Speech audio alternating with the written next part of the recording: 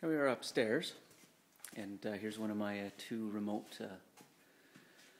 I/O boxes. This contains high voltage and low voltage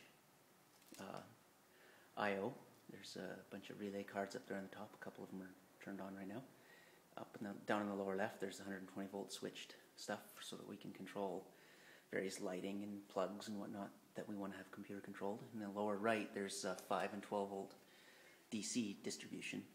A bunch of switched 12 volt DC. That's what all the red relays are for. Each of those is a 3 amp circuit, so we can switch a bunch of interior and exterior 12 volt LED lights. In the upper right hand corner, there's all the one wire and I/O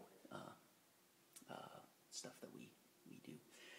And that big black wire coming down is actually a number 10 wire. It's the thickest wire in the house, and it's actually used to distribute 12 volt because obviously to get the number of amps that we need through there to deliver the number of watts required, we need more amps to deliver the same number of watts in 12 volt than you do in 120 volt.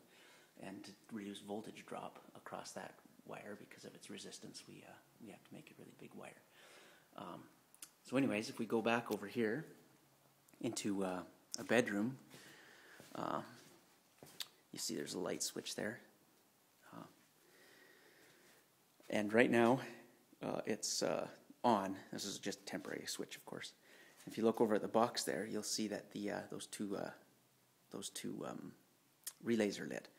Well, if I switch this light off, switch off, watch the box over there, the computer turns those circuits off. It's a little bit slow right now because I've got those, I'm not pulling them very quickly. In the production system, it'll be quite a bit faster than that. But basically, this switch is being sensed by the computer, just using a low voltage 5 volt sense current, sense voltage. The computer tells it it goes off, and it as a result switches on and off those relays. Normally those relays will be switched on at dusk and off at dawn, but since some of the, for example, there's a picture light over there. If they want to go to bed, they want to be able to shut these things off manually. So in addition to that automatic control, there will be some manual control of some of the circuits, and of course using their iPhone interface or an iPad or a web browser or whatever, they'd be able to turn on and off any of these circuits at any time.